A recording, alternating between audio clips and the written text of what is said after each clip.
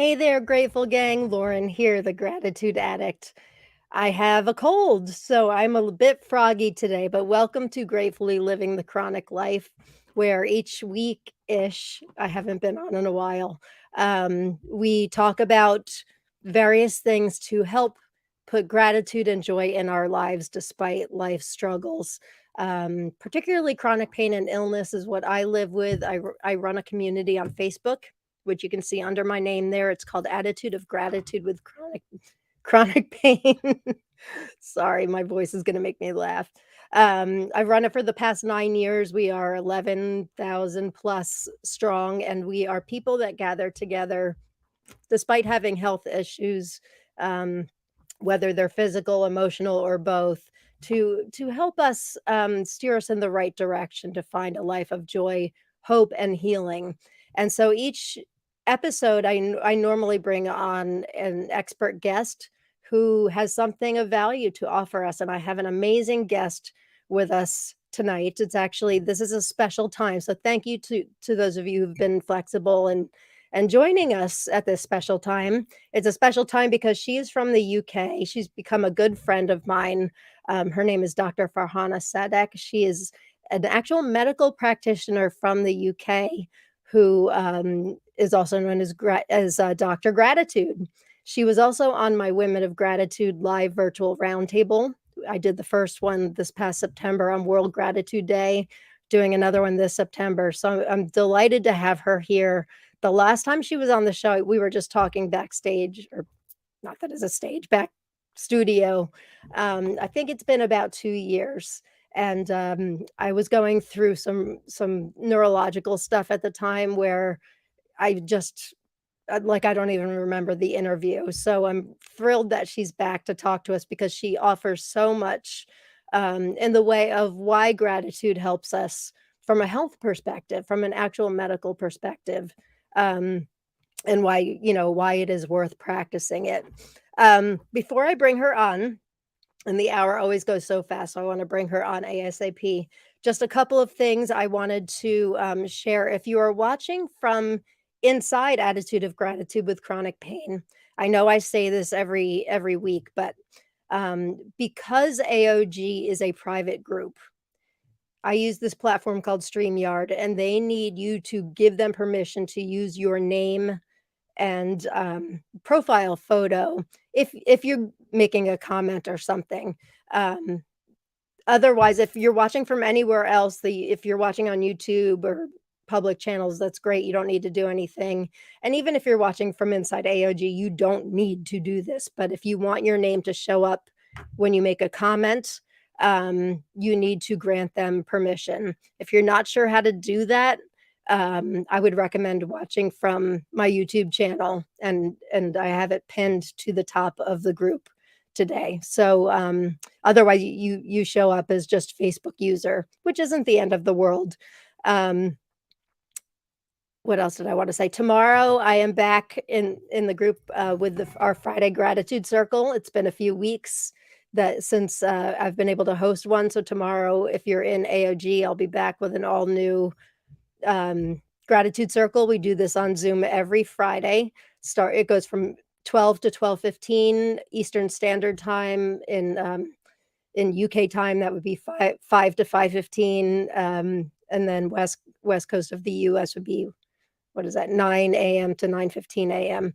And it's great. I set it to relaxing music, and it's just a gentle, serene place for us to either share our gratitude as we feel we want to, or sit in silence and absorb the gratitude of others. We started doing it probably about a year ago, maybe longer.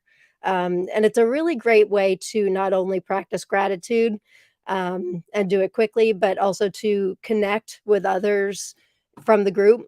I often say, and I firmly believe this, that gratitude plus connection equals hope. While I believe wholeheartedly that gratitude works, I think doing it with others just adds more power to it. In fact, I had another medical practitioner from the UK on Dr. Fuchsia Sirwa a couple years ago. She's done a lot of studies on gratitude and chronic pain, and she says that it is proven that when you do gratitude and in the company of others, it makes it more powerful. So that's what our gratitude circle is about. So I hope you consider joining in. If you don't want to participate, you just turn your camera right off. I was going to turn my camera off just to show you. And then I'm like, knowing what a hot mess I am with my broadcast, I better not touch a thing. So, but you don't have to share. You don't have to do anything. You can just come and simply observe. And there is much, much healing to be had in observing other people's gratitude. So consider joining us.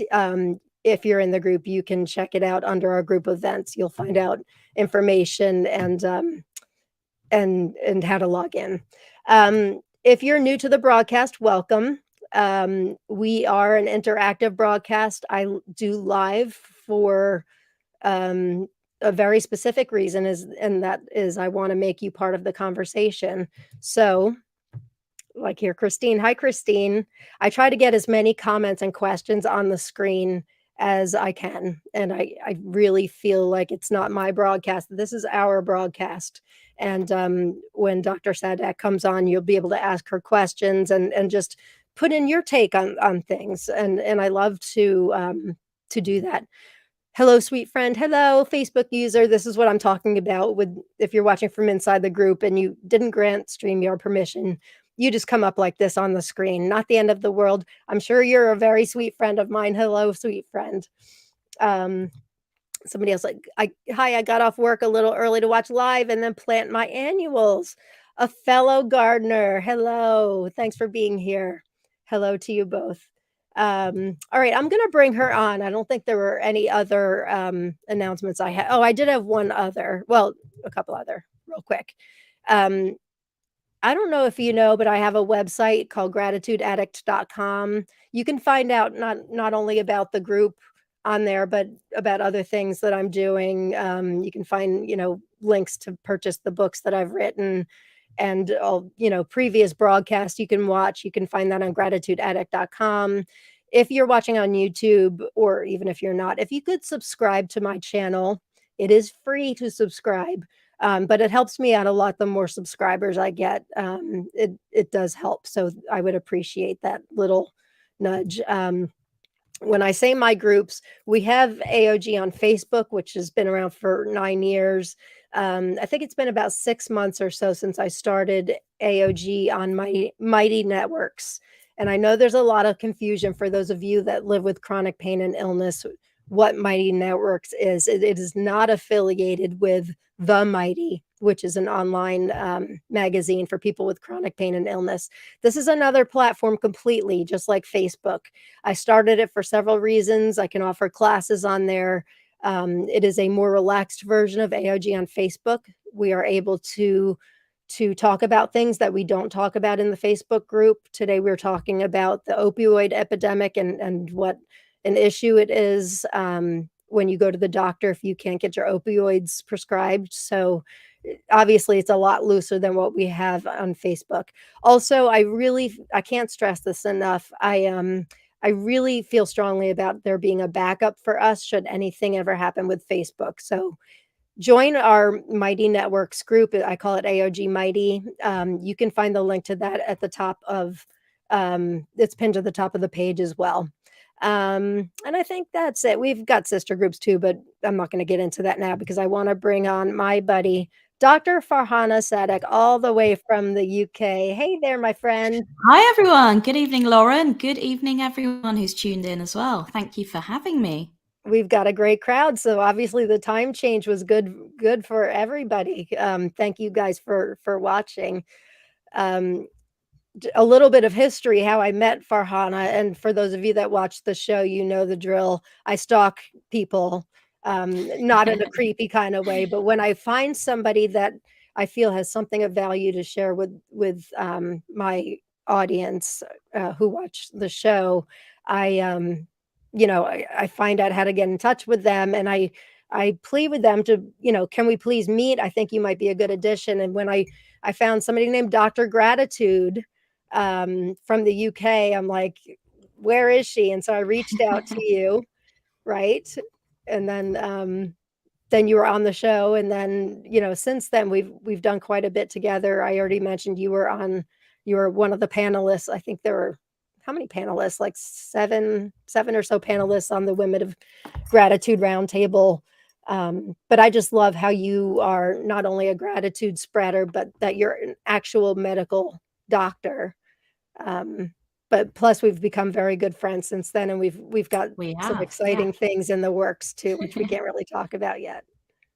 But no, so happy you did find me 2 years ago, randomly in the ether of the internet. So yeah, Yes.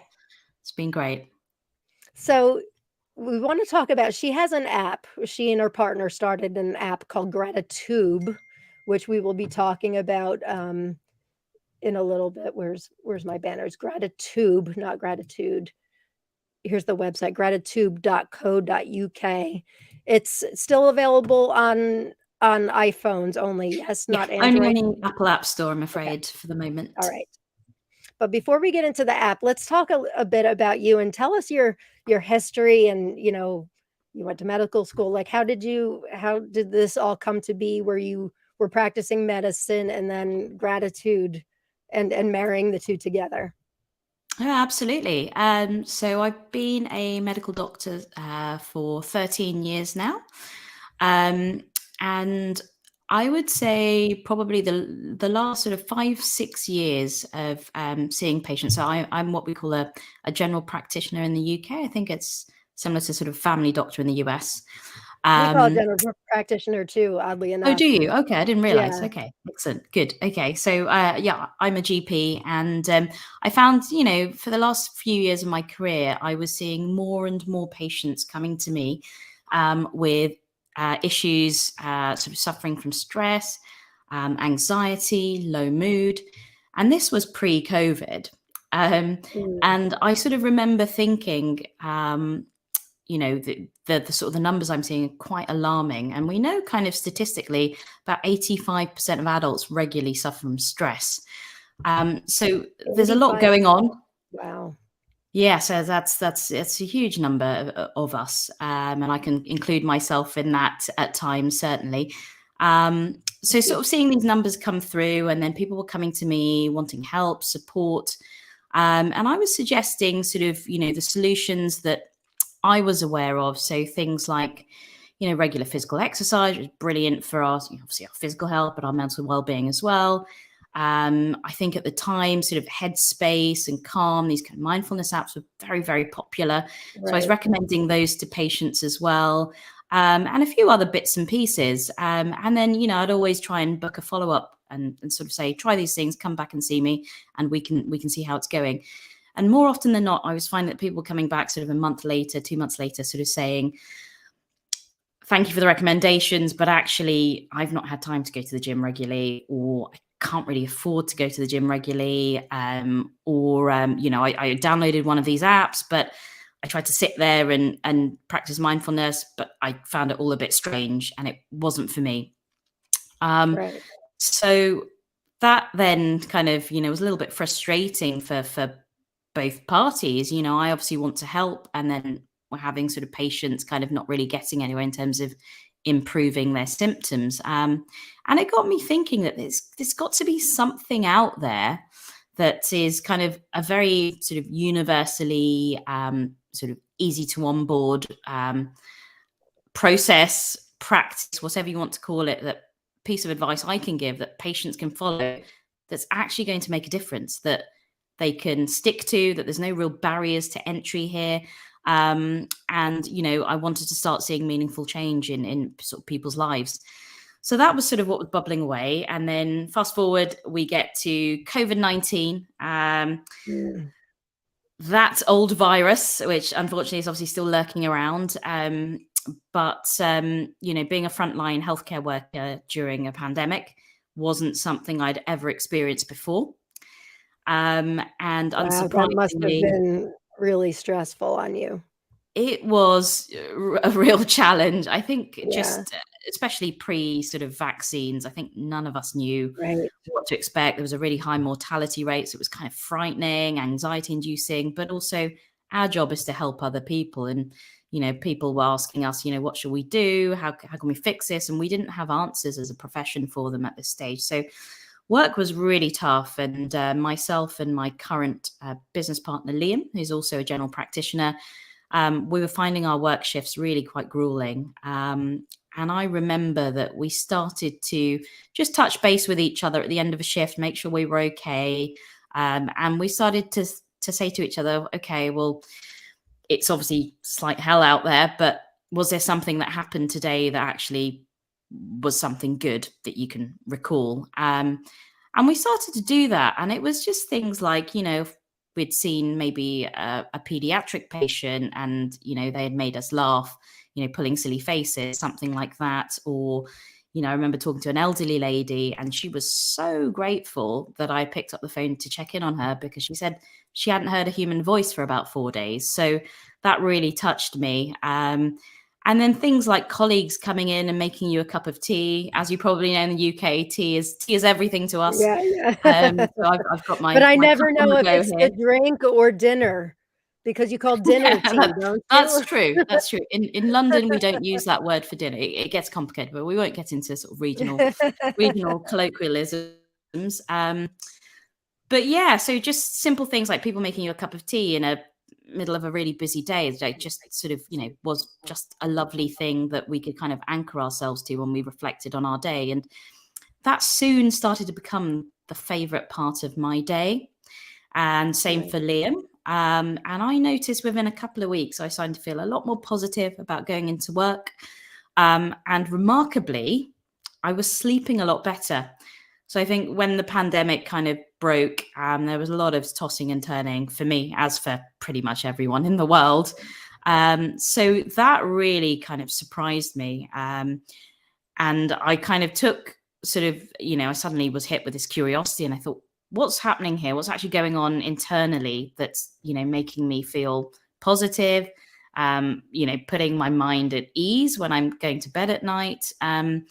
And like any good You're the scientist, scientist and you kind of kicked in. we had to do our research. I Yeah, thought, look, I feel like there's something here, but until I see the research papers, right. I'm not going to buy it. So yeah, and thankfully there is for those of you who don't know, there is a massive body of research behind gratitude practice, which shows that it is really, really beneficial for our well-being in several ways, almost countless number of ways. And it's really on a par in terms of, if you think about health outcomes, it's up there with meditation, mindfulness. There's a lot of these practices that are very popular and everyone kind of knows these are good for you.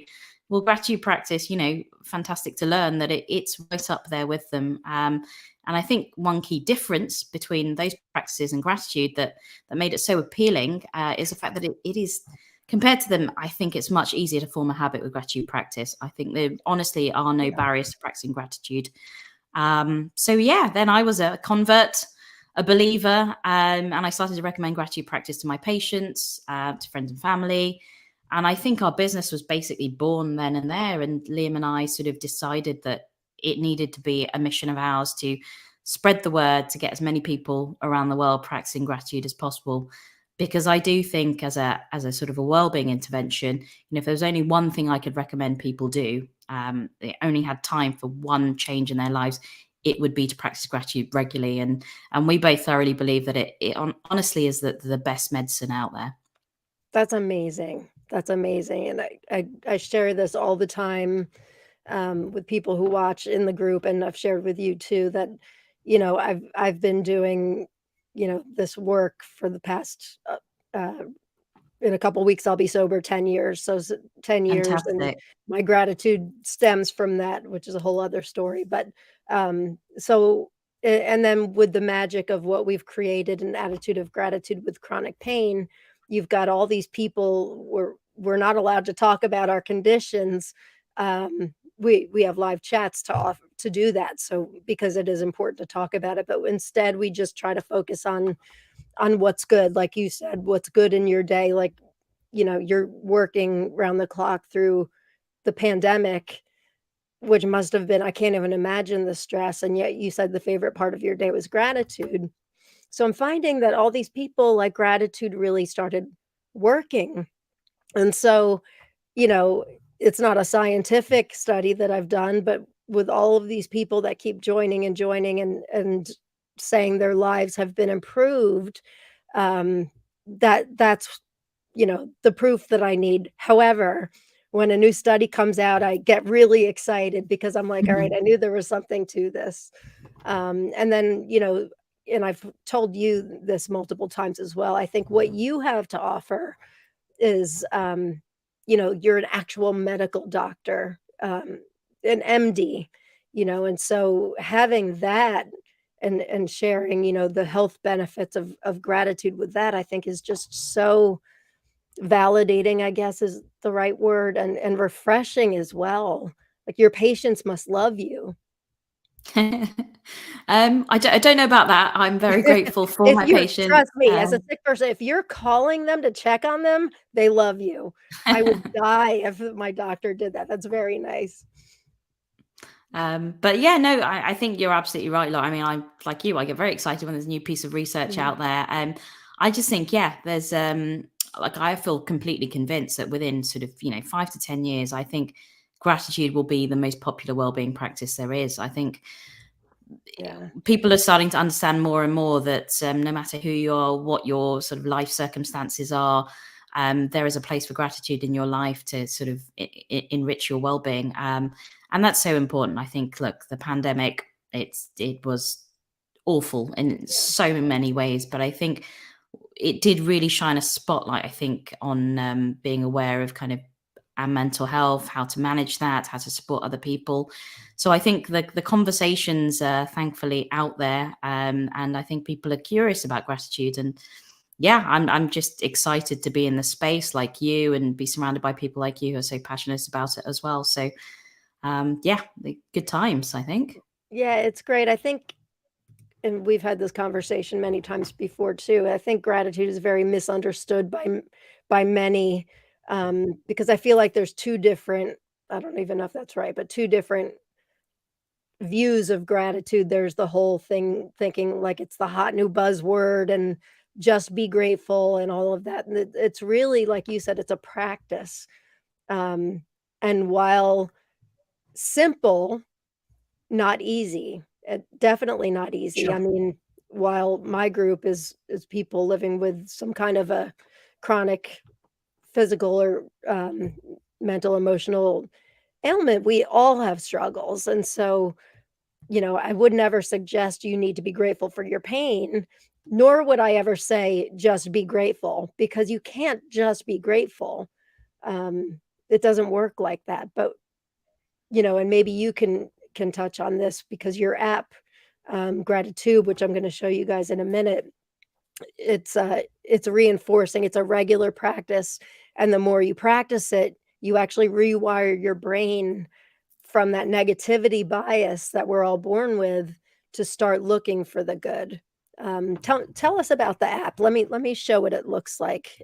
Sure, no, thank you. So our app Yeah, is called Gratitube App. So that's our business Gratitube. And our app is out on the App Store only at the moment. So apologies to Android users. And essentially, we believe it's the world's first video gratitude journaling app. So I think a lot of you have probably heard of gratitude journals. And when someone says that term, you probably think of, a notebook, you get a pen, you write down things you're grateful for. We decided to go down the app route for a few reasons. We sort of thought a physical journal, that's great. And if people enjoy practicing in that way, then go for it. So there is no right and wrong here, but we just sort of felt, look, you're not always going to carry a book around with you in every right, kind of situation in life. There's the dreadful, you're in a rush, you fling your coffee across the table and there goes all your lovely writing and thoughts. right. Um, so I think we Plus wanted a to lot of create members something. of my group, they can't pick up a pen or pencil, Sure, sure. you Okay, know? that's So I didn't mean to interrupt you, but no, so not what at all, what not at you all. have No, to no, offer that is very valuable. exactly. I think so. There's a whole host of reasons why we thought an app is the way forward. And we are never without our phones, from the bed Mhm. stand when we wake to the bed stand when we go to sleep for a lot of people. um So we just kind of wanted gratitude to be easy, accessible, and as simple for people to practice as possible. And our app simply involves spending, we recommend about 60 seconds a day, just a minute, to record 1 to 3 things that you feel grateful for and why. And you record these in video form. So it can either be you every night kind of talking to your phone and just sort of, recalling the things that you felt grateful for on that day. Or what you can do, and this is where the app kind of offers maybe something a little bit different to a traditional journal, is you can, record your gratitude as your day goes along. And that's what I tend to do. I tend to flip my camera around. And if I'm, somewhere where I'm feeling a moment of gratitude, I can capture that. So if I'm having a coffee with a good friend, I can, obviously with their permission, if they don't mind being on the screen for a few seconds, I can record them and record the moment and sort of, think I'm grateful for this person because, my favorite thing to do in London when the sun's out, which isn't all that often, but it's out at the moment, is to walk through our royal parks, which are really beautiful. So, getting out in nature, I'll see a cute little bird in the tree, or I'll see, some beautiful flowers, etc. I feel really grateful for nature in those moments, and I can film those and capture those, and sort of push myself to think about, what is it exactly about this that I'm feeling grateful for. And I think the why is quite important. So research shows that if you list things you feel grateful for, you can get some well-being benefits through doing that. But from our own in-house research, we know that if you take that kind of more deeper cognitive step to think about why you're grateful for things, then you get far more sort of, intense sort of benefits of gratitude practice for your well-being. So that's sort of the simple approach to the app.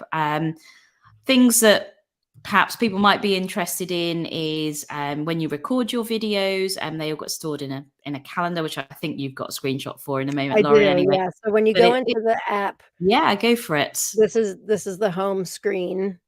I'm a Gratitube enthusiast, apparently.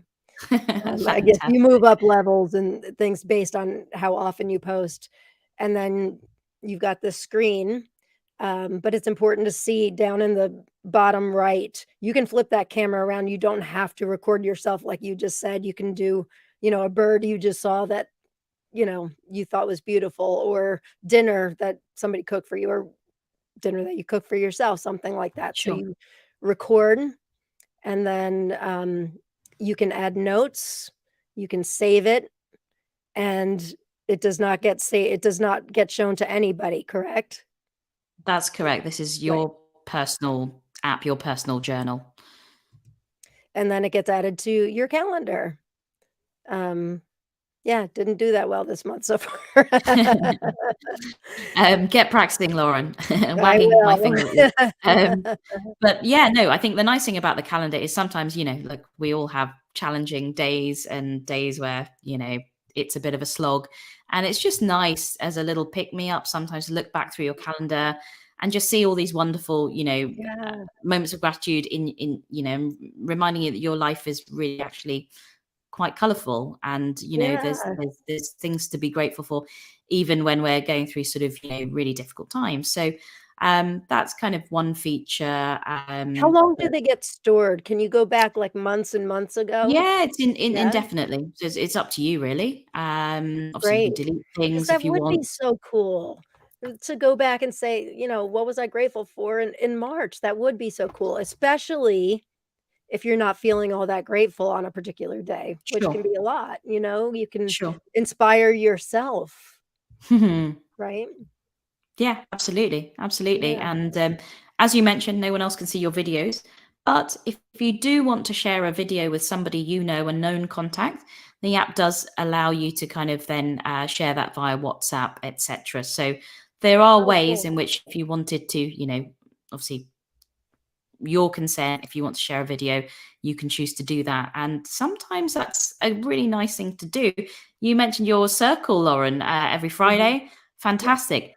We know, like, as you said about the research in terms of, when you're practicing gratitude around the people, then that can really help both parties. But yeah, we know that when you express gratitude directly toward another person, so if you say, I'm grateful for you, Lauren, because, you've been an amazing friend to me for the last couple of years.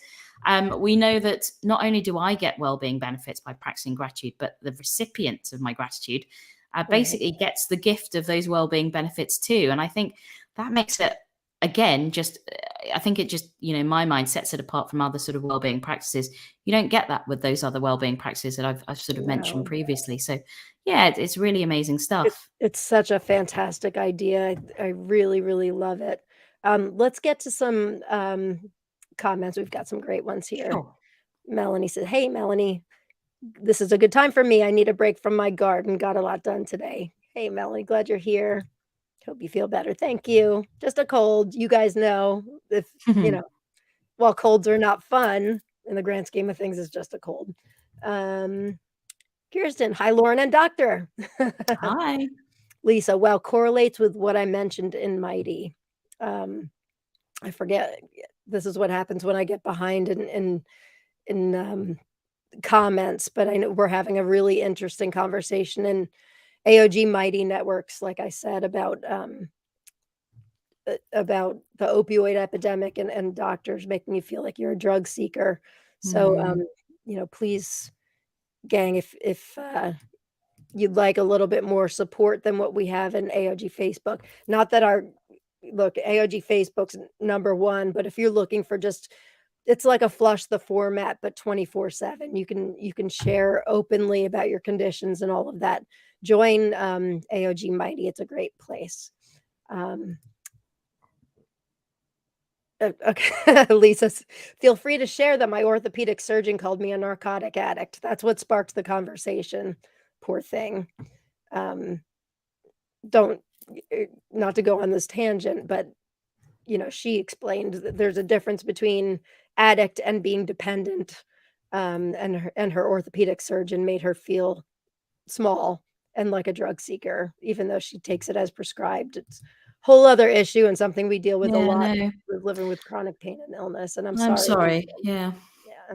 I don't know. I assume you're going through the same stuff in the UK, yes?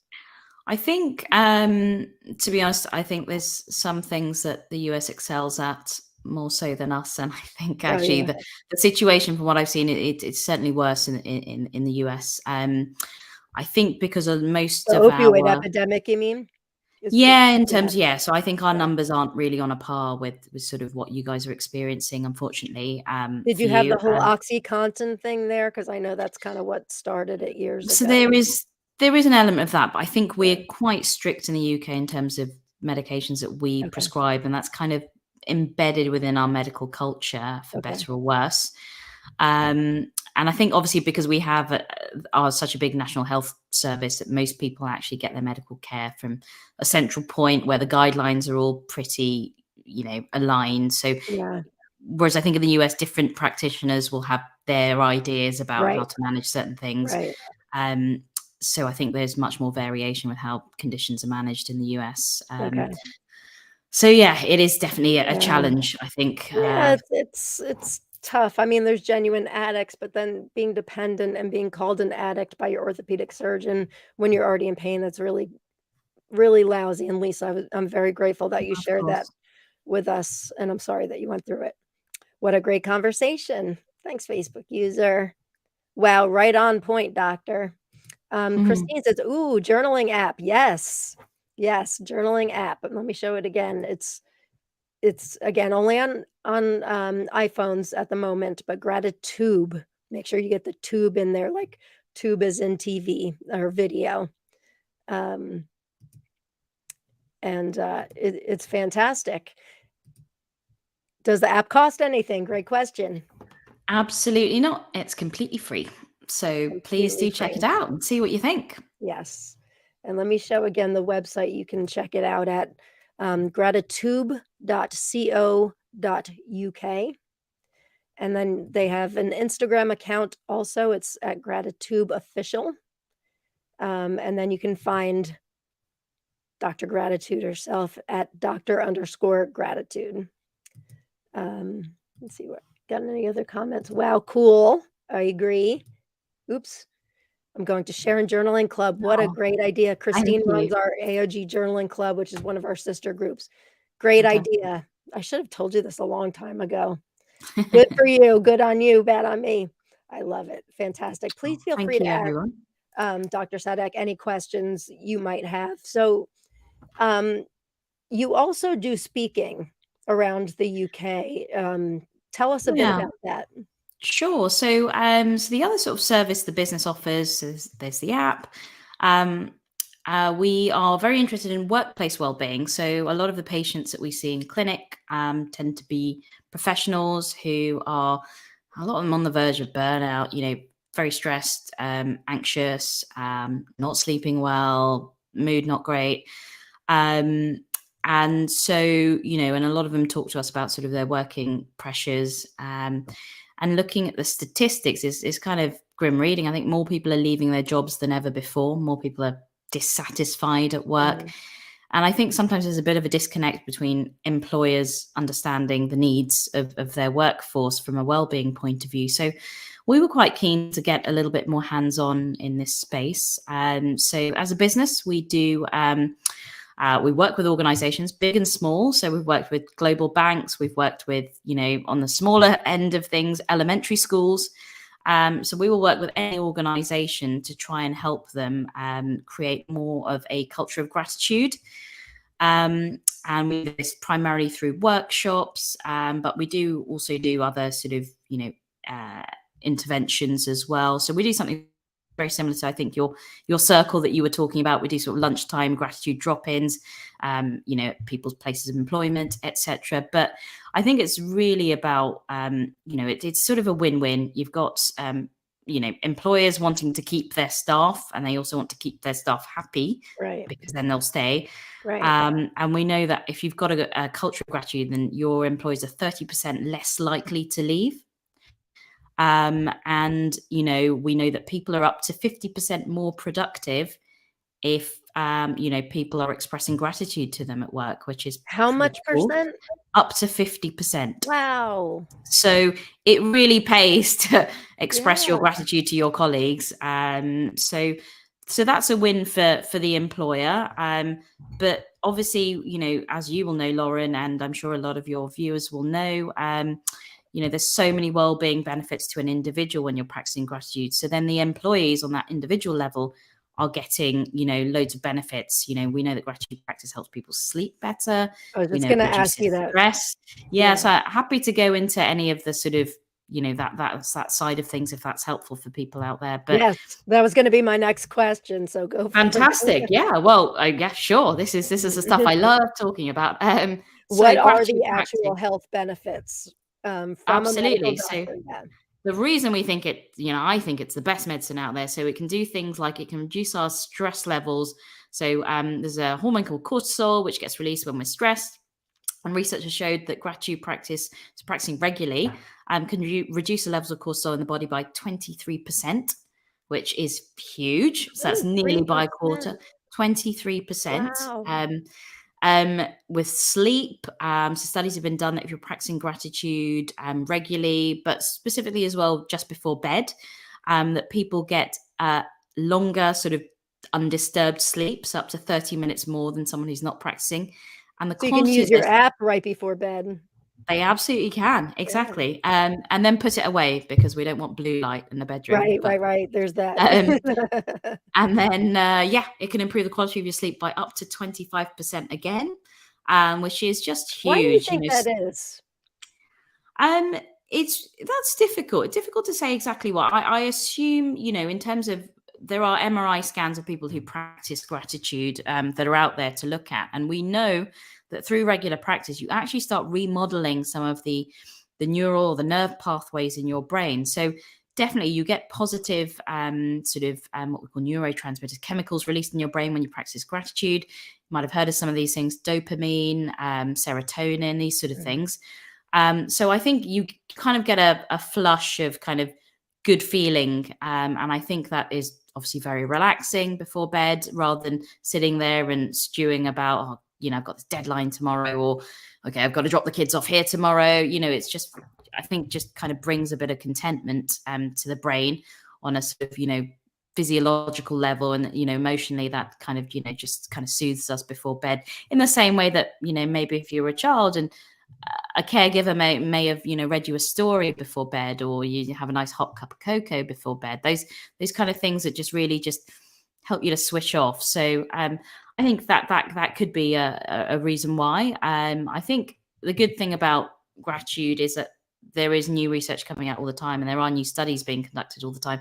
So I think we're going to learn a lot more. As I said, I feel like the next 5 to 10 years is going to be huge for gratitude. I think so too. I So hope so. yeah, absolutely. And so many things. As a doctor, I was astounded to learn that gratitude practice can decrease your blood pressure by up to 15%. And the American Heart Association, if you go on their website, they've actually got gratitude as a recommended intervention. And 15%, just to give you guys some sort of context, that's on a par with some of the drugs that we prescribe. So Really? but there's no side effects to gratitude. So Right. I'm not saying don't take your drugs. Definitely, if you've been advised to take medication, take Yeah. medication. But in conjunction with that, gratitude can have a real role here. So many fantastic things that it can do. And obviously, your group is about people who suffer with chronic pain. So I think there was quite a big study done in 2005, which some of you guys might know about, but it did look at people who suffer with chronic pain, and it clearly showed that people who practice gratitude regularly definitely felt an overall improvement in their general well-being, but also a perceived reduction in their pain.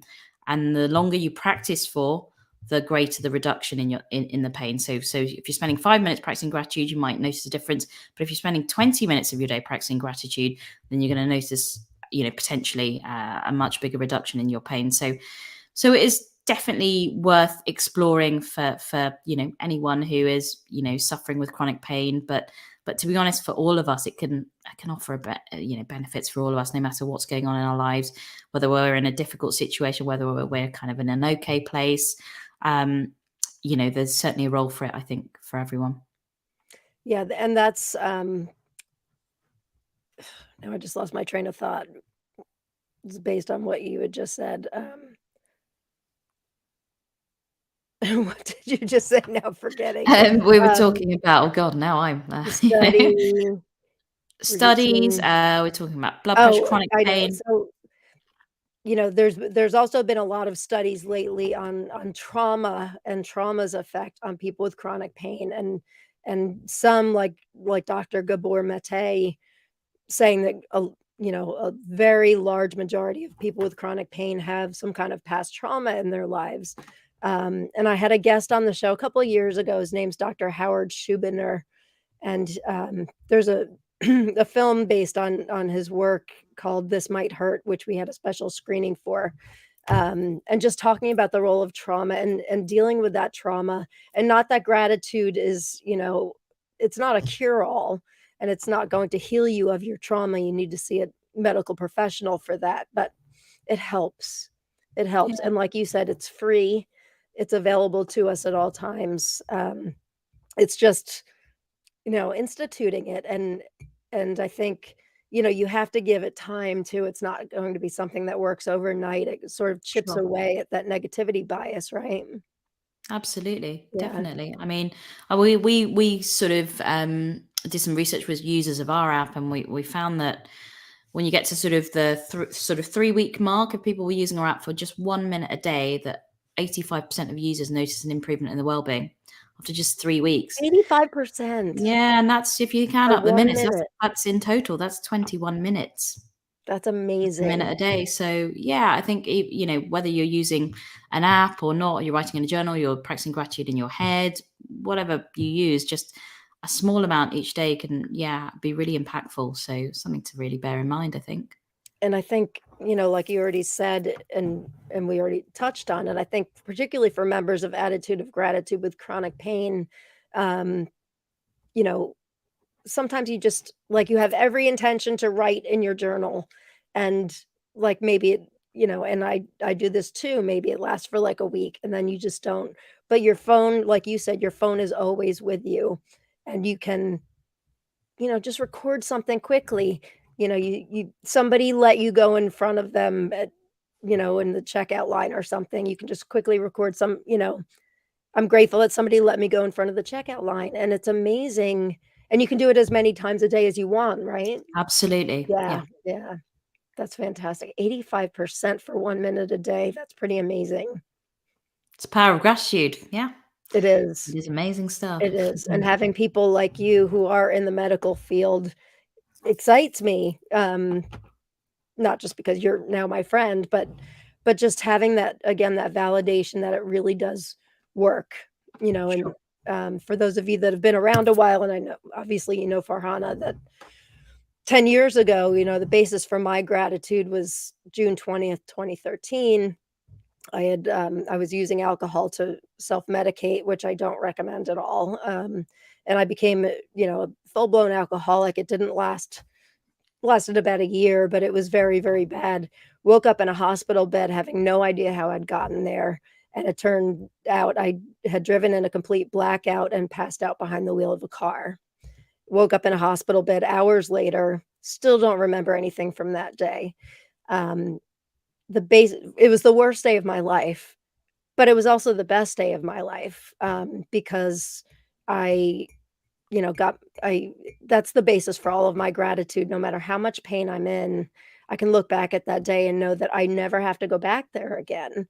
Um, so, if you have, not that we need to dredge up the past, but if you have, like, a dark moment or really painful moment in your life, if you can bring yourself back there, use that as the basis for your gratitude, the world really opens up for you. And that's really where gratitude sort of opened up for me. And then searching for a group online that wasn't depressing, there were none. A chronic pain, there were none. There was nothing that was inspiring.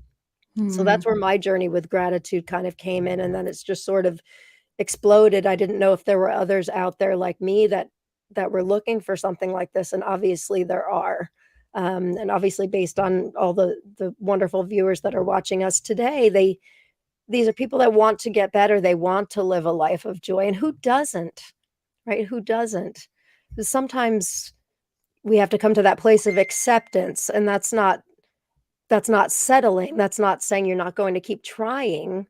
And I think that's also, and maybe you want to touch on that too, that I think that's also a misconception about gratitude, is they think it's complacency. Yeah, And I think. right. Yeah, Go no, ahead. totally. I mean, yeah, I just want to say, I think the work you're doing is so important, Lauren, and I'm Thank really you. glad that you've talked about it again, and yeah, I'm obviously ever inspired by your journey, and thank you again for sharing that, and so proud of you that yeah, Thank you. 10 years almost, the anniversary is coming, so Yeah. yeah, Yeah. that's amazing. Um, so yeah, I think there are misconceptions about gratitude. I think one of them is it means you're not challenging the status quo. You're just happy with things as they Right. are because you're just grateful for what you've got. But actually, again, studies are into everything. But studies follow sort of, I think, a group of kids. I say kids, but certainly maybe teenagers. I can't remember exactly the age range, but certainly above the age of sort of 12-ish. And they found that actually children who kind of practice gratitude were more likely to sort of get involved in kind of extracurricular clubs, get more I involved in saw community that projects. study. So yeah, they Yeah. actually wanted to make changes. It inspired them to make changes. So I think that is a bit of a myth. And I think another one that comes up, I don't know if people talk to you about this, but toxic positivity, it's kind Yeah. of a buzz Yeah. phrase. They're like, well, you can't just be happy all the time. You can't just be grateful. Right. That's not what gratitude practice is at all. No. And as you mentioned earlier on, gratitude isn't going to stop you feeling necessarily, or stop circumstantial things happening. It's not going to change your life in that way. But what it does do, as a human being, we have a range of emotions. And I think it's very healthy that we feel our full range of emotions. I think you'd be detrimental if all we ever felt was something positive. So it doesn't take away the fact that, if you've had a bad day, you might feel bummed out about it. But what it does do is just help shift the focus a little bit. So you're kind of, not feeling as negative about situations that arise. You are sometimes given a superpower with gratitude that you can pick out silver linings in situations, Mhm. just a little something to anchor yourself to. You talked about obviously the worst day of your life, but also the best day of your life. Right. And sometimes there can be, really difficult situations. And if we look at them with a lens of gratitude, sometimes maybe pick out something that we're grateful for. And that might be that little something is just, that helps us stand up again. That helps us take another step forward. So yeah, I think there are these misconceptions, but I certainly, in the years that I've now been practicing, I haven't found any negatives to gratitude practice. Excuse me, not had that fed back to me from anyone else either. So I do believe, like I said, it doesn't have any side effects. No, and I think, just because you're practicing gratitude doesn't mean that you're not in pain. It doesn't take away from that. You don't have to feel guilty for expressing gratitude, because you're in pain. Like you said, you have to feel your feels. If you're constantly happy, it's going to eventually build up in you and manifest in something like a drinking problem. And I'm not suggesting that you're all going to get drinking problems, but that's how it manifested for me. We have to be able to talk about our problems. We have to be able to feel our feels. And there's a million other groups that do that, which is why I wanted to create something different where we are solution based, and just, kind of saying, okay, I live with this condition for today, at least. I live with this condition. Now what? How can I be happy? How can I find joy? We don't have to live a miserable life just because we've been dealt a lousy hand of cards. We don't. Perhaps it's not the life we envisioned, but I don't know a single person are you living the life you envisioned, Farhana? Life does not go according to the script. No, it doesn't. Certainly learned that lesson. So yeah. Yeah. Yeah. It doesn't take away from that. It's a tool for your tool belt. And again, I can't repeat it enough. Gratitude and connection together. There was a study that came out last year about um, an epidemic of loneliness in our world. And I think it was like 1/3 of people, maybe even higher, but it was at least 1/3 claim to be lonely. And I think social Yeah. media adds to that because we're not connecting in person as much anymore. Being somebody who runs a group, I find social media, the way we use it, to be a really great way of connecting people who cannot connect in real life, but that there's such an epidemic of loneliness, and I think gratitude can help with that too. What are your thoughts on that? 100%. I think the real pandemic is loneliness. Mm, With COVID-19 that swept through, yeah. every nation on the planet, I think it left a trail of very lonely people, Mhm. with lockdowns, etc. So I definitely believe so. I mean, we talked earlier about sharing gratitude and how, if I'm sharing gratitude, expressing gratitude towards someone else, they're getting a well-being boost, the same as me. And so I think there's definitely a role of, I often think of gratitude as like it should be the currency that makes the world go round. You should be paying people I love in that. gratitude. So, when you're buying a cup of coffee and you're having a chat with your barista, rather than just saying thanks and grabbing the cup, maybe it's worth just saying, thank you for making this coffee for me. I love the fact that you're always smiling every morning, even though the rest of the world's half asleep. Yeah. Whatever it is, just that little interaction guaranteed is going to make their morning, and it's going to make you feel really good. It And that's does. what we need to be doing, I think, in our conversations, expressing our appreciation for other people, because, my belief is that we're all here to connect with each other, to learn from Yeah. each other, and to love each other. So yeah, I definitely think gratitude's got a massive role in kind of, making people feel better connected to each other.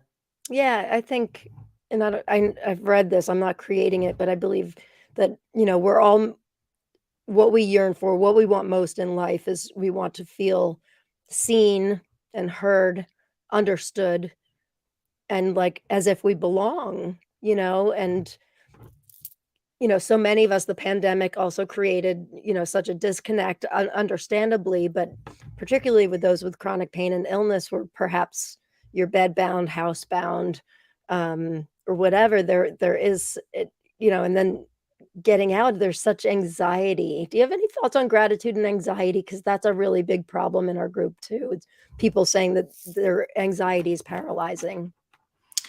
Yeah, that's really tough. I think a nice thing is, same with things like maybe breathing exercises that get recommended for anxiety. I think if you're starting to feel anxious in the moment, actually practicing gratitude then and there, which might sound like that would be really challenging, but actually just finding something you can feel grateful for in that moment Mhm. it's really good at centering people. So it can just give you that pause when your brain's kind of, going at, 150, miles an hour. So I think it's quite good as an effective practical tool there and then to help with anxiety. But I think by practicing regularly, like I said, it is lowering our stress. It is helping us sleep better. These often go hand in hand with anxiety. So I think it's got an overall sort of, beneficial role there. But the other thing is it's shown to improve our resilience as well. And that's important, I think, particularly, I think in a sort of the modern world as it is, and a post sort of COVID world at the moment, where, like you say, there is disconnect. A lot of us are now working from home at times and things.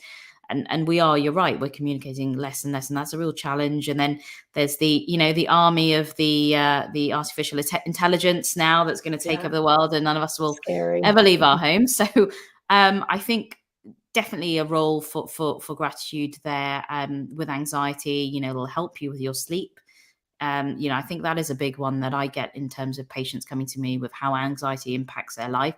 I think disturbed sleep is a massive one. And we know if you're not sleeping well, just makes life so much harder. So, so I think, I think it's definitely worth, if you are in the throes of anxiety, just try and maybe take a breath, and then just see if you can just think of one thing you feel grateful for, just to kind of reset the mind a little bit, and see if that's helpful. Great. In the group, every day I call them breath breaks. I post fantastic. YouTube videos, usually 5 minutes or less, of some kind of meditation practice, and I try to make them simple, and things you can do throughout the day. So I believe in that as well. But taking that pause, and gratitude is also a great perspective shifter too. When we're practicing gratitude, because sometimes our problems can seem so monumental at the time, and then if we use your app to talk about what we're grateful for, we realize, okay, well, maybe that problem wasn't as big as I thought, or maybe it's not as bad as I thought, and doing it before bed, that kills two birds with one stone. You're practicing gratitude, doing it before bed, and hopefully getting more sleep, which reduces your anxiety, right? Absolutely. Yeah, no. So unfortunately, our hour's up, but I just want to share again, the app is called Gratitube. It's a fantastic app. It is free. And if you'd like to find out more about it, their Instagram account is Gratitube Official. And you can find Farhana on Dr. Sadek on Dr._gratitude. Let's see if we have any final questions. Great discussion. So glad you like it. And hello to you both. Thank you guys for watching. This has been a fantastic hour. Farhana, thank you for coming back and being with us for the hour. This is, we've got a couple more. Thank you so much. You're welcome. Wonderful discussion. Thank you so much. You're welcome. Thank you. Thank you, Lauren. Thank you, everyone. It's been a pleasure coming back. So yeah, thanks for having me. What is, just really quickly, for the app, I know things are going really, really well for the app. Are you looking to do it for Android eventually? Yeah, I think we will. I hope so. So if not this year, then hopefully early next year would be sort of the timeline we're looking at. But yeah, I'm not a techie, so unfortunately I can't sit there and make that happen any sooner at my end. So yeah, but hopefully we'll get there soon. Well, you've got a medical practice, so you've got other things going on. So, Dr. Gratitude, Dr. Farhana Sadek, thank you for being here with us for this wonderful hour. And you will actually, I haven't even officially announced it, but I will be doing another World Gratitude Day, Women of Gratitude Roundtable, and you have agreed to be a panelist again, which I'm super excited about. Love to be. Thank you. September 21st, gang, is World Gratitude Day, so mark your calendars. And thank you guys for watching and for contributing to the discussion. I hope you got as much out of it as I do. And I will see you next time. Peace. Thank you, everyone. Love. Get your gratitude on. Thank you, Farhana, for being here. Bye, gang.